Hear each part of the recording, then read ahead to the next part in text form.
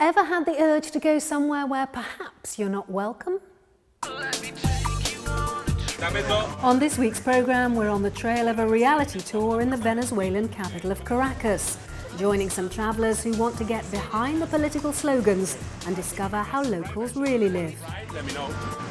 We head to the snow-filled forests of Finland's Colli National Park to try a bit of tree hugging and enjoy the sound of silence.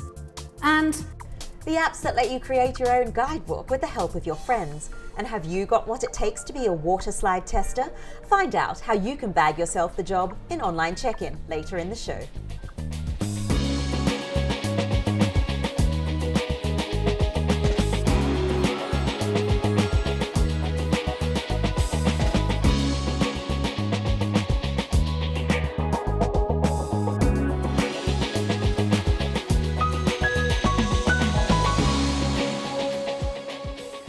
hello and welcome to Fast Track. I'm Fiona Foster. Thank you for joining us. Now we start our travels today in Venezuela. It's a country that's always had masses to offer, miles and miles of Caribbean beaches and mountain scenery. But it's perhaps become best known in recent years for its controversial president, Hugo Chavez. For 13 years, he's been forging his own particular brand of socialism, and has often been criticised in the West for his anti-American stance. Relations between the two countries aren't exactly the warmest, but that hasn't stopped groups of American tourists from heading to Venezuela to find out how the people there really live. We sent Sarah Granger to join one of the so-called reality tours that seem to be taking off in the capital, Caracas.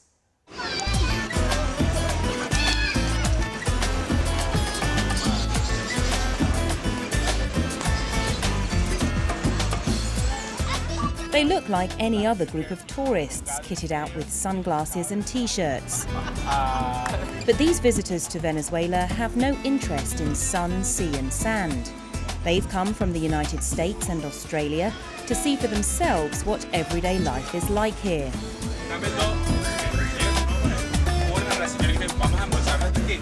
They're travelling with a tour company called Global Exchange, which promotes socially responsible travel.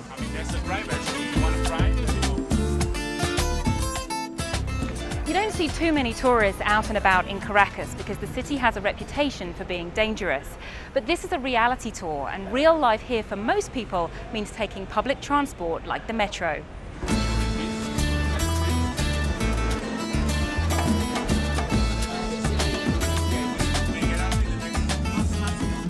Subsidised by the government, the metro is a lifeline for many workers in Caracas. The capital of oil-rich Venezuela is a big city with high levels of crime. A reality tour offers those who might not venture out on their own an opportunity to see how it works under the watchful eyes of a guide.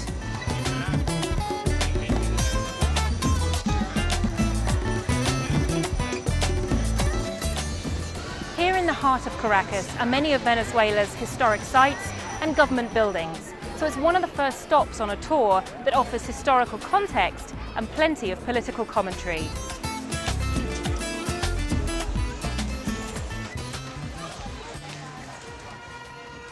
Outspoken and charismatic President Hugo Chavez drew a lot of attention to Venezuela since he came into office 14 years ago. He's a controversial figure who's loved by supporters and loathed by opponents. His social programs have improved life for poor Venezuelans, but many in the private sector have been alarmed by his expropriations of property and businesses. Understanding why he provokes such different reactions from people is part of the allure of a visit to Venezuela for those on the tour.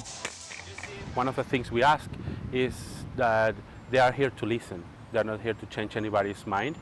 And for us, it's really important that even though they don't agree, they don't jump into a discussion, rather to keep the conversation running. Tour organisers try to offer a range of experiences and give visitors an opportunity to meet students, politicians, community leaders and activists. We try to show the reality of the country through the people. The idea is to get together and, having people relate together, you know, through meetings, through encounters, through meals even. Sometimes we just pick random people on the street and we ask them to talk about what they think about the country.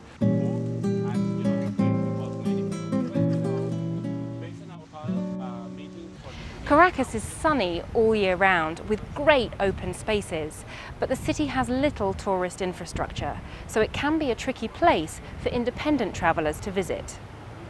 It's our big neighbor, and we, for some reason, our governments, and I understand some of the reasons, don't like each other. And that impedes the people-to-people relationship.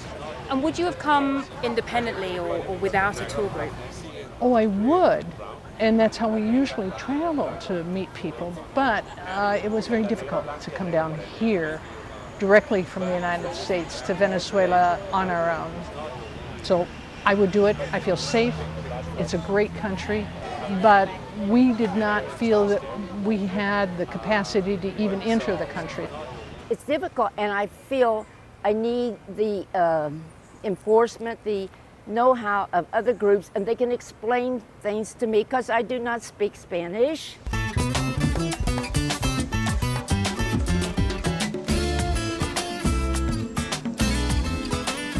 While the cut and thrust of Venezuelan politics attracts some tourists, there are tour operators who believe the country should be selling its other attributes. We have seen the rest of the Latin American countries that have doubled the amount of tourist arrivals in the past 10 years. And I think Venezuela, it has to do a lot of catching up. So it will take some time. It doesn't happen overnight. We have to be very realistic about it. But I think the efforts are being done. You have to have a country that's very safe, and you have to have a lot of safety conditions so that investors feel that their investment is also safe. So I think those things still have to be worked on. If you're thinking of travelling to Venezuela to sample the local food, you'll need plenty of US dollars as the country's official exchange rate is high. But most visitors can pick up a tourist visa on arrival at the airport. Sarah Granger reporting from the Venezuelan capital, Caracas. And do let us know your thoughts on that. Would you be inclined to take a reality tour to immerse yourself in the culture of a place? Let us know at our usual address, fasttrack@bbc.com, and we'll try and read out as many of your emails as possible in future programmes. Last week, we were in Sydney ahead of this weekend's Mardi Gras, and many of you wrote to us to share your thoughts on the fact that the organisers have taken out the words gay and lesbian from the festival's title. We are more than a gay and lesbian organisation, although that is primarily, and has been our history. But we've moved to Sydney Mardi Gras. Our rationale for being is about inspiring the world to love each other equally. That's what we've gone through with our name change and with our rebrand. Many of you were unhappy about the change, like Muhammad Ali from Sydney, who had this to say. The removal of the words gay and lesbian denies the human rights struggle that gave birth to Mardi Gras. Sydney Mardi Gras now revolves around tourism and a parade filled with corporate floats and dance parties. Luke Bunt, also from Sydney, was of the same opinion. Mardi Gras is a celebration of the freedom we now enjoy. To remove the words gay and lesbian is a massive slap in the face to the people who fought for their own rights, but also the rights of future generations. Alan Howarth from London disagrees and thinks the name sounds okay. Sydney Mardi Gras seems fine to me as a name, but if some of the traditionalists need appeasing, perhaps the Sydney Diversity Mardi Gras would suffice. But Denise Diogenes from Cyprus is very much of the opinion that past battles have been fought and won, and now it's time to make the event more inclusive. I believe that the Mardi Gras should be opened up to heterosexual floats as well as homosexual participants, showing total integration for the gay community. After all, it is 2013, not 1978, and thank God things have changed. And thanks for all your emails and comments this week. Do please keep them coming. Now let's have our weekly roundup of what's been making headlines around the world this week. If you're planning a trip to Beijing, it might be worth investing in a face mask, as air pollution there over the past 2 weeks has reached record levels. The thick smog has caused flights to be grounded and transport disruption across the city. The Chinese multi-millionaire has even been seen selling canned fresh air to people in affected areas.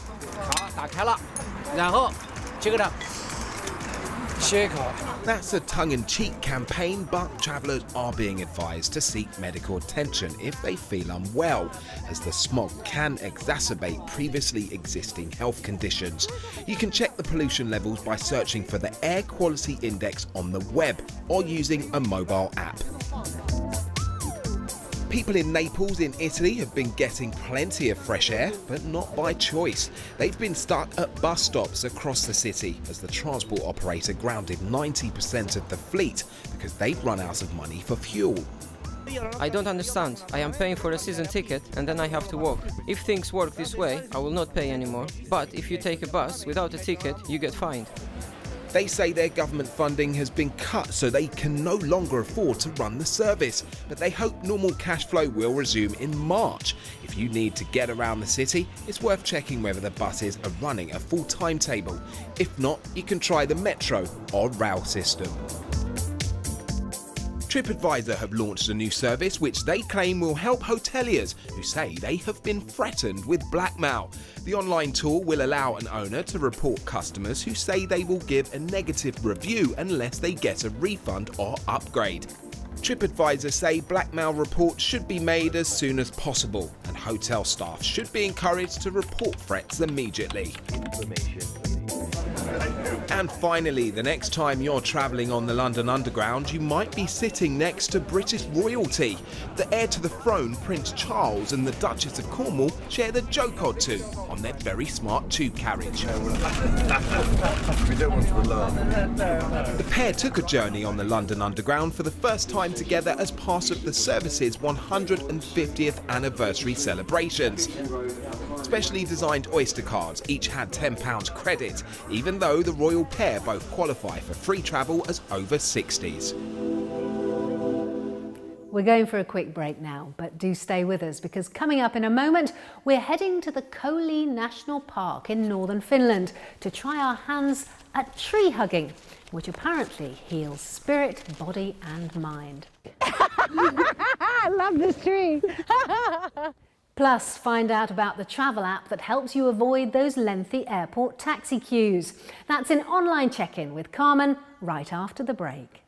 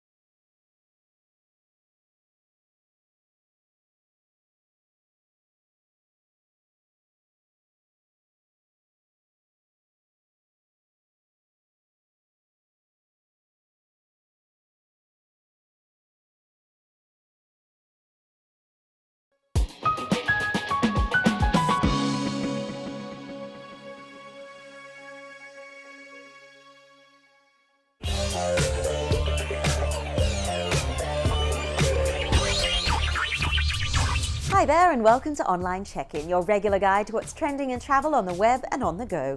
I'm Carmen Roberts. Now, I don't know about you, but when I travel, I don't just rely on a guidebook anymore. I get tips from friends, online, as well as social media. But wouldn't it be handy if all this info were in one place on your smartphone for your next trip? Well, the Discovery app claims to do just that. It uses PlaceFinder technology to scan web pages and extract specific data, like the address and map location, so you can read it offline later. It also scans open source databases like Wikipedia and Wikitravel, as well as local info from Google and Foursquare. The coolest part of this app is if you turn your smartphone on the side, it writes your destination in the local language. This app will set you back $4, so it will be interesting to see if it takes off, especially when there are lots of free competitors out there. Like Trippy.com, it lets your globe-trotting friends help plan your holiday for you by syncing with social media sites like Facebook. This is its snazzy corporate video. It uses lots of photos, so it's easy to visualize your holiday, but it doesn't have the PlaceFinder technology that plots everything on a map. But if you can't be bothered gathering your own research and gleaning holiday hints from your mates, and you're more of a corporate high flyer, then Uber.com could be more up your street.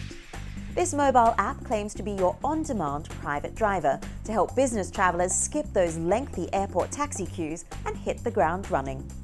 Its scope is limited, only available in 25 key cities around the globe. But what's neat is when you're done with your journey, payment is taken from a pre-registered credit card and the receipt is sent to you on email. If you're an international corporate commuter, you might want to check out the more extensive fleet at GroundLink. You can book your car in over 5,000 cities in more than 110 countries around the world. And it even lets you track your ride by GPS and get SMS updates as it approaches. Of course, these car services aren't cheap, starting at $94 in London or $60 in Boston. But if you don't have the luxury and you're going it alone, why not check out RoamToRio.com? It will tell you how to literally get anywhere. This site gives you door-to-door options from planes, trains, automobiles, ferries and public transport. And you'll get an array of route options with varying durations. And for travellers with a conscience, it'll even calculate your carbon footprint. So if that's made you feel suitably guilty, you'll be using public transport. And one of the most iconic transport systems in the world is the London Tube, and it's celebrating its 150th birthday this year. Animals on the Underground is a fun website that shows you 35 different animal shapes from the multicoloured lines on the tube map. The animals were discovered by Paul Middlewick in 1988 as he gazed at the map on his daily commute.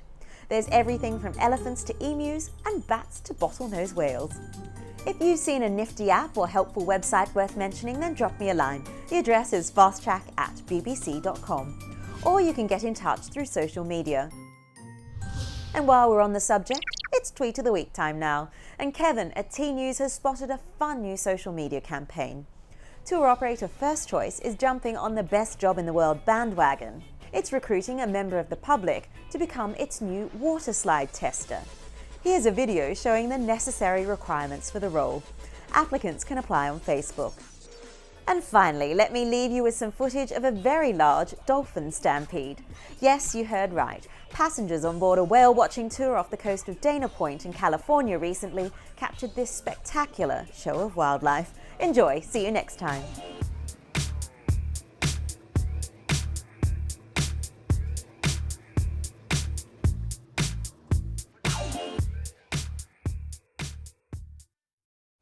Thank you, Carmen. We'll see you again soon. Now, when most of us head off on vacation, we like to think we're getting away from it all. But if getting away from it all means more to you than just leaving behind the office and the daily commute, then this might appeal.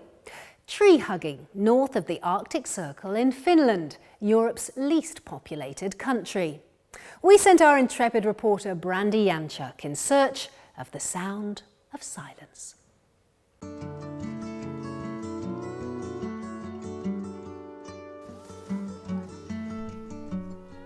I'm in Kolle National Park in eastern Finland, right near the Russian border. Finland is known as the land of 1,000 lakes, and it's also famous for its forests.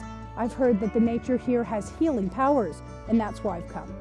For some Finnish people, the forest is a spiritual place. Lotta Snicker is doing her master's thesis for the University of Eastern Finland on forest wellness development and tourism. She believes hugging trees improves health and can benefit visitors. I found the idea intriguing and asked Lotta to take me out for a try. Look, that's a nice one over there. Hugging the tree makes the connection to the nature and forest more concrete. So if I hug this tree, I'm going to give it a try. Yeah. Whoa. So what am I supposed to be feeling here? Do you feel stronger than the tree? I feel like this tree is stronger than me. Yeah. What do you hear? Nothing? Except for Yes. some of the crackling trees and stuff. Yes, exactly. What comes to Finnish history is that we have lived here very far away from civilization.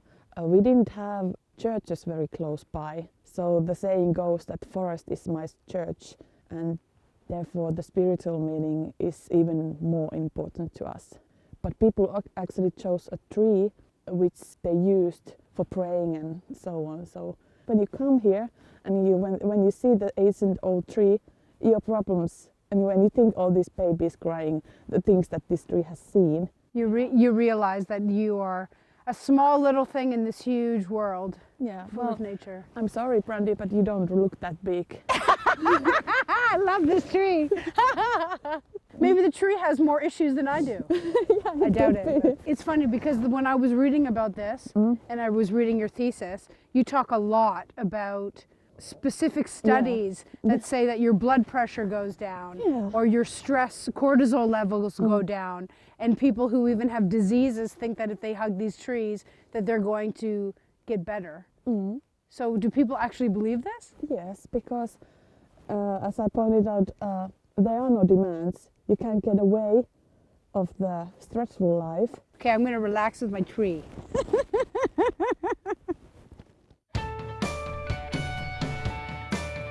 I was still curious about what the Finnish forest could offer me, so I went to Mattila. It's a small cottage in the woods where a man named Ilkka Aula helps tourists get back in touch with their senses through nature and silence. We are going to meet the forest in a feeling of here and now, not being, past or in the future, just here and now feeling. I have noticed that when we start doing these silent walks, people just slow down. It feels relaxing. Yeah. And you kind of imagine the people before you who may have walked in the woods before you. Yeah, maybe. That's what I did. Okay, so I'd had enough of reflecting and decided to try some other ways to enjoy the forest. I love this thing. This is the best. It's a great way to get to work. This is Snurp. She's one of the ways I'm getting back to nature. What do you think, Snurp? Do you believe in hugging trees? She says, yes, I do. I do, see? She's nodding. Yes, I do believe in it. And there is proof, too, that plants and trees can cleanse and revitalize us. Studies are proving it. So the next time you visit a forest, don't be shy to get up close and personal with the tree of your choice and simply offload all your problems. Brandy Janchuk trying a spot of tree hugging north of the Arctic Circle in Finland. And if you've tried it and it works for you, do let us know. We'd love to hear about it. Well, that's it for this week. Next week, we're in Texas to meet the ultimate frequent flyer who's clocked up a staggering 38 million air miles. It's called an Air Pass that I bought back when I was rich. And American Airlines had a program by which you could fly wherever you wanted to on American Airlines with somebody else forever, first class. He's now been grounded by his airline though, so watch us next week to find out why. And we're on the ski slopes of Georgia to see what's on offer for skiers as preparations get underway to host next year's Winter Olympics across the border in the Russian city of Sochi. And don't forget, in the meantime, if you've missed out on any of our recent journeys, you can always catch up with what we've been doing at our website, bbc.com/fasttrack. And you'll also find links there to our Facebook and Twitter pages. Until next time though, from me, Fiona Foster, and the rest of the Fast Track team, thank you for watching and goodbye.